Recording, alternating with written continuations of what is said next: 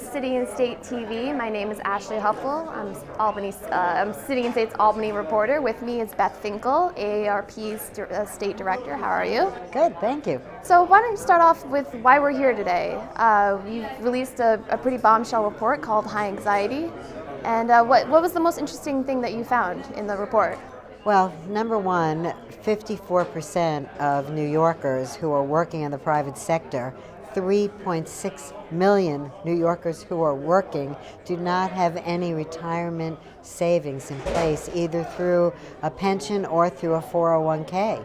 So we're setting these workers up to not be able to afford to ever retire, and if they do, to retire in a very diminished style. And why is this important? What effect will this have? Well, it's going to have a tremendous effect. First of all, 61% of, we found Gen Xers and Boomers are worried about whether they will ever have enough money to retire. And what happens if they don't have enough money to retire? Not only is their quality of life much diminished, their standard of living much diminished, but also the state coffers get affected, right? Because people are not making money or have enough in retirement to be able to pay taxes, and that affects the taxes. It also affects how much money goes into the local economy, because as people retire and they stay in place, they spend in the local economy. And one of the other major findings we found was, and this was really striking and frightening, I think, on the Gen Xers, we found that 66% of them were telling us that they are planning to retire elsewhere. They'll leave New York State. They'll take whatever savings they have with them. They'll take their resources with them. And so we're calling this Gen Exodus. New York State cannot afford to have 66% of Gen Xers leave the state. It was bad enough when we found that 55% of Boomers were saying it. I mean, this is becoming more striking. Right, right. And Gen Xers are a unique bunch.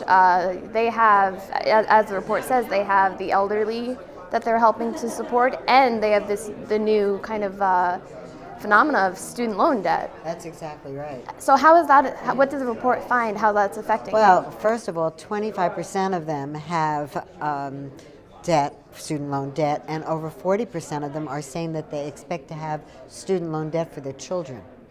And if we don't put a mechanism into place where people can save for their retirement, some kind of a state-sponsored plan, much like a 529, look at the millions and billions of dollars that have gone into the 529 plans so that families can help put money away so that their children can go to college and not have debt when they go to college. A scheme like a 529 for retirement, if that could be put into place in New York State, that's just one of the ways that we could look at developing a way for people to retire. Because otherwise, Gen Xers and Boomers are never going to figure out enough money to put away for themselves to retire. And we need some kind of a plan that it comes right out of their paycheck, at their authorization, it automatically gets deducted, they pay themselves first. You know, the best retirement plans have found this forever, that if you pay yourself first, then you have enough money for retirement. Retirement concerns, have been an issue for a while. What is so important about the release of this report? Well, I think nobody's really ever, to my knowledge, done these one-on-one telephone interviews with Gen Xers and Boomers to exactly understand what their worries are. And they have huge worries. I mean, to have 61% say that they're worried about having enough money, over 25% are saying that they will never be able to retire. Both Boomers and Gen Xers are telling us 25% of them will never ever be able to retire. Well, how realistic is that? I mean, nobody can work forever. Are they going to work till they drop? Is that our plan for them? I don't know. And now that AARP has this information, how will you be going forward? Well, we're going to be sharing all this data with, obviously, elected officials, policymakers.